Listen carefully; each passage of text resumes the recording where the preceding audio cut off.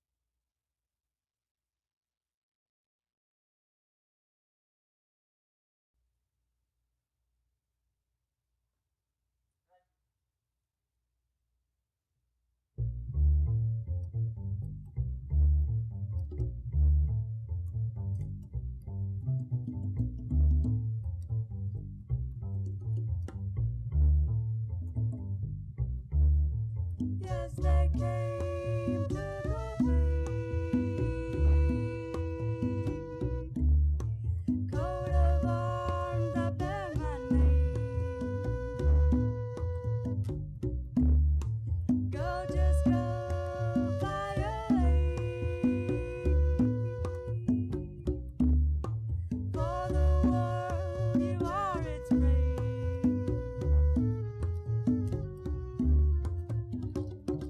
They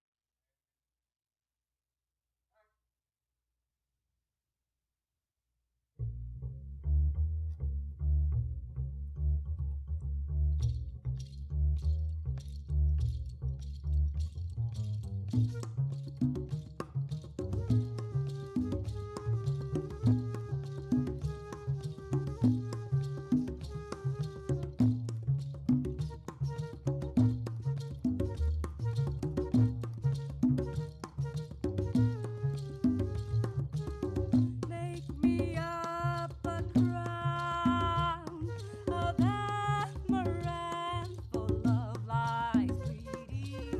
I've been shot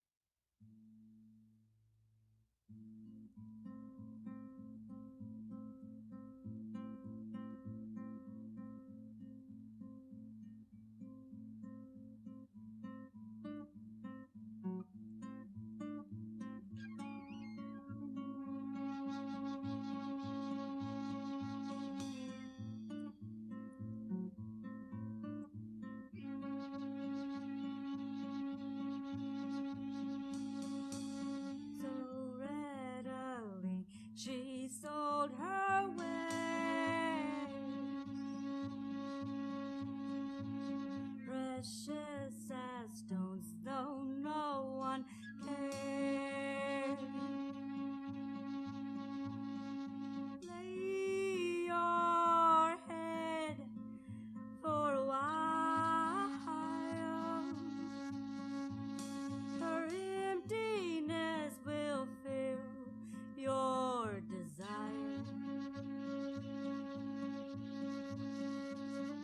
Everybody knows the one that burns is searching for home.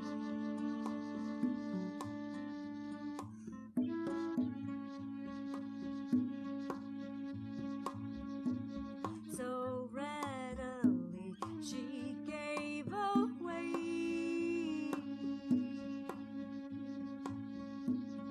even the food for sustenance. Lay your head for a while. Her emptiness is now filled with fire. Everybody knows that she was chose to burn scarlet.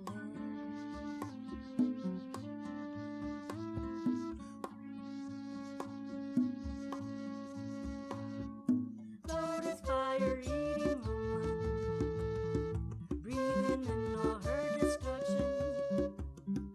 Burn the town and all the bridges, searching, searching for redemption. Lotus fire eating woman, sold herself out for $1. Burn the town and all the bridges, searching, searching for ascension.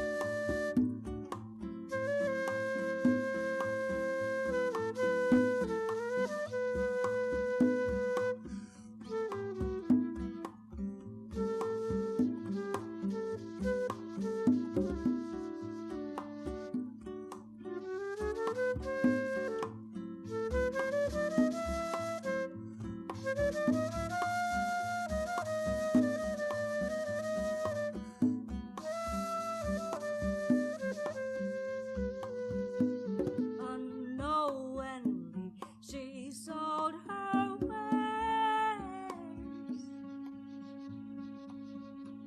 Precious as stones, though no one cares. Lay your head for a while.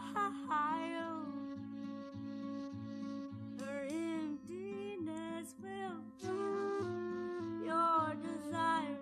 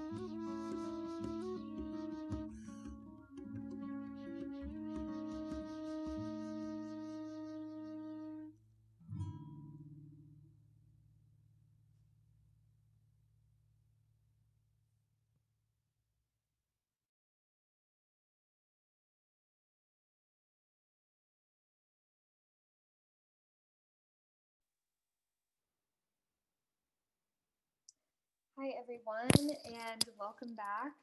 We are joined here today by two members of Aurum Son, James and Sonia, who will be giving us some insight into the performance that we just saw.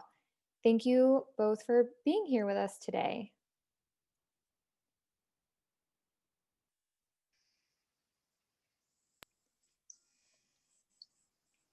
Hello. Hi. Hi. Can you Um, see me? we cannot see you, but we can hear you. Okay, let's see. Oh, technology. Indeed. Why is it not showing? What's going on?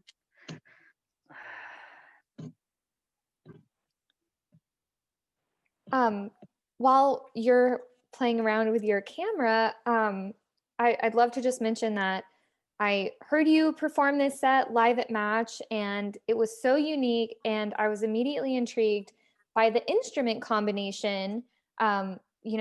Typically in a trio setting, we don't have flute as part of that, and I loved it. I thought it was just such an interesting choice. And Sonia, and James, I'd love to hear about your particular trio, your experience together. And Sonia, what kind of drove you and inspired you about this combination of instrumentation together?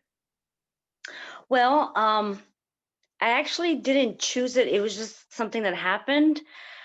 I love to work with people that enjoy my music, and James was one of he's always, well, we've always collaborated. We met like almost 10, 12 years ago maybe, and we automatically connected.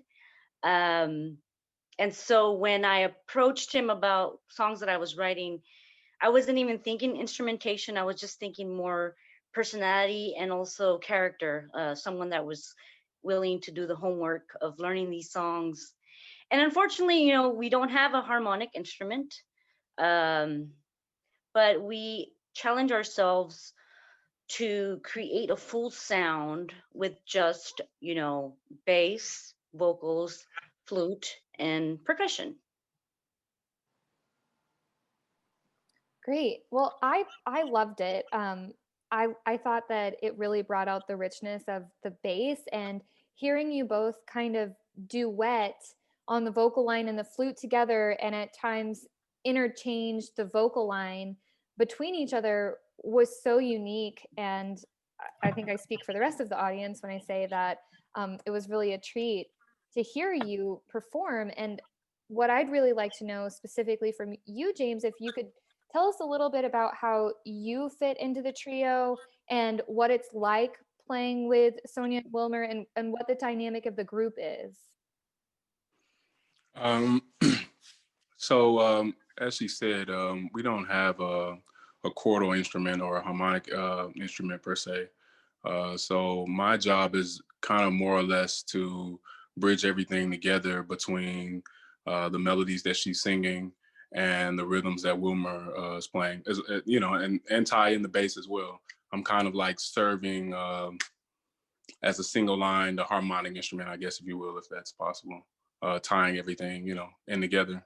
And originally I was playing, I was doing some soprano sax on a lot of this stuff, and just felt that flute worked better with the timbres, with the hand percussion, and with double bass. The flute just seemed to naturally fit. Thank you. Sonia, I know you classify Aurum Son as world music, which for those listening could broadly be defined as a blend of traditional folk and indigenous music from all around the world. And I also get a really heavy sense of jazz influence here. Could you tell us a little bit about your specific influences and how they come out to play in Aurum Son? Sure. So foremost, yes, I wanted to have a global music band, and I wanted to pull from the music that speaks to me, in folk wise, and that is around the globe. Music from Africa, music from Mexico, indigenous rhythms. But I also studied music, and my track was jazz, and so of course I'm going to be heavily influenced by the movement, chordal harmony, uh, but I wouldn't say that we are jazz, just because that's a very specific language for people that are very you know academically jazz. And though we are bridging all of these folk indigenous music, or genres under the veil of jazz, I think we're much more than that. um I never want to put the Aurum Son in a box, because we were talking about uh storytelling. We're talking about actually breaking boundaries. And so, yes, there is a heavy jazz influence, and that's because I studied it. But it also, it's an homage to, from myself, like the wonderful music that is American. Jazz is an American uh art form, specifically African American art form. And so that's also like, kind of a love letter to that art form as well. So yes, I can't be put in a box. Any true musician would be like, no, I mean, we're trying to not be defined by genre, but by spirit more so. I love that. That was so well worded, and kind of brings me to my next question is, I'd be remiss not to immediately ask about your songwriting process. And one thing that I'm really curious to is not only kind of your inspiration and story behind the pieces that you chose for this set, but also how your bandmates and their musicianship inspire you. Do they inspire or influence the way that you write melodically? How do Wilmer and James specifically, since he's been here longer, relate to that process? Okay, well, first, my process is that I do write on guitar. Now, lately, I have been just writing bass lines and kind of letting that dictate the chordal structure. But there's a secret amongst, well, it's not so secret now. The way James and I operate, we purposely do not write out charts, even though I can. We want to give the music freedom, mainly James, the freedom to really play with the harmony, and he could put any note on top or any extension of a note of a chord. So that's purposeful.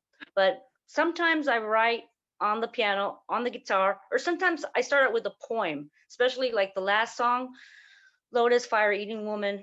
That was a poem. Red Clover was a poem. And then I set it to music. So that's, I approach songwriting in three different ways. But most importantly, for me, playing with James, I like to keep it, now that I know that this is the set trio for now. I like to keep the the structure loose and open. That way, he has full room, full creative room to stretch out and choose what harmony, what melody line to play against me. And sometimes he'll play something very dissonant, and it'll sound really groovy, like it'll sound really good. And we'll just go with that. And so testing the limits of harmony is definitely something that we aspire to, we practice in our rehearsals. So and then Wilmer, he's the latest addition. The original trio was Adam, Nicholas, Carmen, and I, thank him for joining us on our journey building Aurum Son. He unfortunately had to depart the group, and so Wilmer stepped in with the knowledge of indigenous music from the Dominican Republic, Taino music, a little bit of jazz. So it's wonderful to hear what he brings to the table rhythmically. He'll put a different beat or a guaguancon on a song that I didn't necessarily write as a Latin jazz standard, but he will put in the salsa rhythms or the jazz. I'm sorry, the guaguancon, or but as of recently, if the listeners out there happen to join us December 6th at the Pet Outdoor Theater, he will be bringing his kit. So he now has a smaller setup, kit plus percussion. So, Wilmer is a nice addition, a nice treat to the group. It's definitely the sound that we were looking for in Aurum Son. Yeah, he definitely, for me at least as a musician, I really felt that he set the tone for a lot of the pieces and gave it the flavor of, you know, world music, so to speak, in a lot of those places, and brought a lot of diversity to the pieces. And that totally makes sense with his background that you just described. And so I'm curious, James, what is your background? What kind of influences do you feel like you're bringing to the group? And what is it like playing Sonia's pieces? What level of creativity do you kind of get out of that and having that freedom? I enjoy playing her music. It's some of the more actually challenging music that I've worked on. It really requires that I dig deep. You know, because every musician that plays whatever respective genre or whatever type of music they play, that music has a language that, you know, that goes along with that music. And with us writing with so many different influences, it really requires that I pull on different experiences that I've had over, you know, my time playing music. We met at Texas Southern, both studying jazz. So that's an influence of mine. I've spent time playing Latin jazz, salsa music, playing reggae, playing really just touring and doing other things for the past 10 years, playing different styles of music.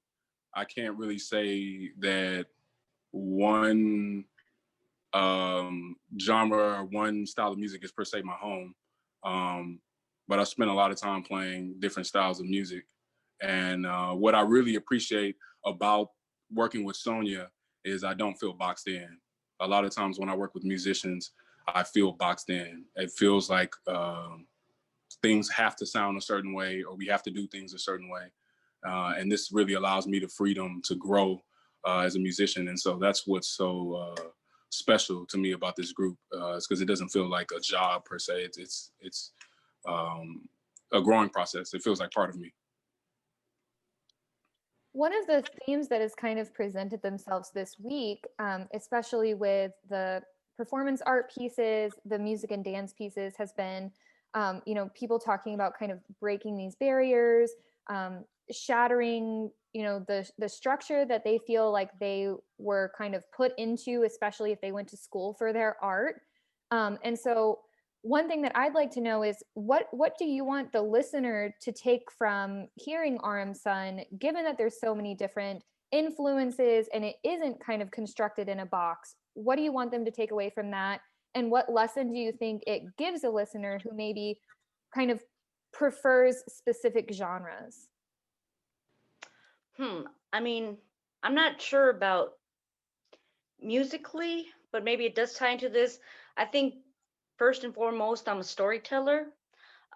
Even though I do have the background to write a song of this caliber, right?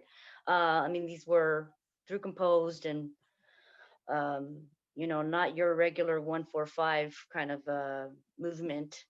Aside from all that, I'm a storyteller, and so each song is specific to a story that I've lived, or I'm highlighting.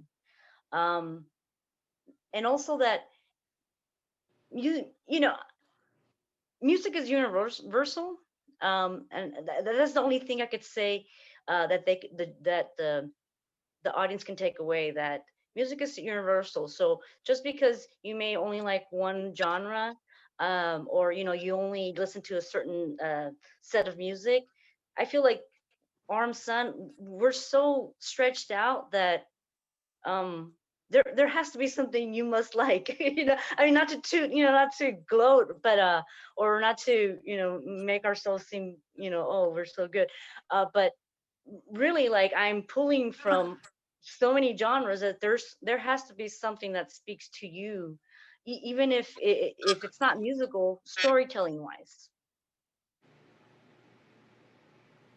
James, anything to add to that? Um, I guess to piggyback on something that that you were talking about earlier, I think for me, I just want the listener to feel in general. So my job or what I'm doing, I feel like as a musician, is to convey some type of emotion uh, that, like musically, that the listener can relate to. About this specific set, I thought that the color choices per song were very bold, and at match when you were recording this, Sonia, you were very quick to immediately blurt out the colors that you wanted in the background. And so I would like to know if the colors symbolize anything to you. Were you trying to convey a specific emotion for for each piece, or what was your thought process there? Yes, somewhat. Well, I feel like if our group had a theme color, it would be purple. So of course, when I was asked, "What do you want in the background?" Purple, purple. Just because it's such a rich, beautiful color. It's it's known as the color of royalty, and I feel like our music is a little royal because we're pulling from history. We're pulling from storytelling. So yes, I was pulling at one point from, okay, purple, of course, but then some of the songs have well, most of the songs I write uh, pertain to a certain flower. So I wanted to pick the flower color that it pertained to, like red clover. I chose red. Warrior does not have a flower color, but I just felt like, what is the color of a warrior, and so I just said what I felt like, that's what a warrior would wear. And then I believe the last song that I chose was blue or maybe green. I chose it because even though it's a very heavy song, of course I'm talking about someone that does not appreciate themselves. I wanted to pick a color of healing in the background, or like a moody color. So there was some thought process in the colors that I chose. And then during the performance, you all were kind of wearing matching accessories. So I'd also love to just know if that symbolizes anything for you. I know that you're a creator, and so you also make things. Were those pieces that you created? And if so, kind of what was the meaning behind that? Yes, so I am an avid macrame creator. I make different things for the house, but you can also make jewelry with macrame. And so right now I'm in the kick of, I want to make macrame pieces. And for me, I want to have a cohesive look for the group. And I thought, wow, what if we create like these new indigenous um like regalia, and so for myself, yes, I chose a piece not to pull from any certain indigenous group, but also just to nod, like we are people of the earth, we are all indigenous, right? So it's kind of like I am paying homage to that. Like, I am a warrior princess, or I am a noble from the, from Mexica, from the from the Mexicas. In James, I wanted to put him in something really regal. So I made this beautiful necklace for him, and then of course Wilmer as well. But I wanted them all to be a little bit different, and they're still growing. I completed those like a week before, or a few days before we performed, and we are going to continue growing our regalia, because I want it to be that we are these regal spiritual beings on the stage. So that is a part of our look. And, you know, I can't ignore the fact that we're in the middle of a pandemic right now. And, all these performances were recorded in match, and there was no audience members, and everyone was spaced out and wearing masks and in the building one at a time. And so, given the fact that you also just kind of brought a new member in, and I understand that this was his first performance with you, I'd love to know how it's, what is it like performing or getting ready for a performance in the middle of a pandemic? How did you prepare for that? And what was it like performing on stage, sans audience, with a new member for the first time? Well, we have taken steps to be careful. When Wilmer joined, we made sure he was COVID free. James and myself were COVID free, and we take, we're just very careful people. We're not putting ourselves in danger. We're not taking certain gigs. If it's like a crowded bar, we're not doing any of that. We're being very strategic as to where we play, because I don't want these guys to get sick, and it was very weird to play without an audience because there's a performer audience contract. They applaud, it brings you up, and then you bring up, your energy comes up, and then they reciprocate. So there wasn't that, but so it did feel a little sterile. And also, like, seeing James, like, from the corner of my eye, I couldn't really, like, you know communicate with him, and as well as with Wilmer. But I feel like these are the things that bands should do, uh, perform in many different circumstances, situations, to learn how to be better players. So even though it was kind of sterile not to have an audience there, I took it as, this is just a test. How can you make this song, like this music, reach an audience outside of this building, and still emoting, and still um, making the magic happen sans an audience. So to me, it was a challenge that I was willing to take on. James, I'd love to hear what your experience was like performing in the trio with a new member for the first time in a pandemic and without an audience in front of you. It's different. This whole time period in general, it's taking some getting used to, especially for performers. It's different. I definitely feed off of the audience, so it's it's a little strange, but it always feels good to perform with Sonia, or to be playing in general. So it felt good. It was a little different also because we like to perform close together, and we were a little spread out. But we're improvisers, so we may do. I felt that there was a really strong bond between you two in the performance. Like, you two play off of each other so well. And so I'm wondering, without that audience, do you feel like it made you have to listen or interact with your band members in a different way than you normally would in front of a live audience? Yes, of course. There's no less distractions, you know. Sonia, did you have anything to input with that one? Well, I just want to say that James, he is the driving force for the band to consistently rehearse. And I feel like, because we've built this language between us, and even, and now with Wilmer, you know, uh, yes. So we're gonna, and this is the dialogue that he wants on stage. He wants people to know, like, hey, we have a language here that you guys will pick up on, and that's the only kind of magic you can have if you rehearse. So I think that adds to the magic of Aurum Son and where we're headed. Great, thank you. Well, Aurum Son is going to be performing, I believe, in December at the newly constructed Pet Outdoor Theater in the Heights. There is information in the comments here, so please check that out. And please remember, we also have our closing night tomorrow night at the Pet Outdoor Theater. It's going to be a lot of fun, socially distanced, safe live performance. There's still tickets available, which you can also view in the comments here, or you can check it out at houstonfringefestival.org under the events tab. Thank you both for joining us today and for sharing your music with us, and for our artists and panelists at the beginning, top of the hour. We really appreciate it. And, for sharing your insight into songwriting and to playing together, especially during such a strange time. We hope to see you again next year, live, hopefully in person at the Fringe Festival. And for everyone watching this, please remember that we still have more performances to come. We have the very first Storytelling on the Fringe tonight. It's the first performance of its kind in the festival. We hope you'll join us at 7 p.m. tonight to listen to these stories of these incredible writers.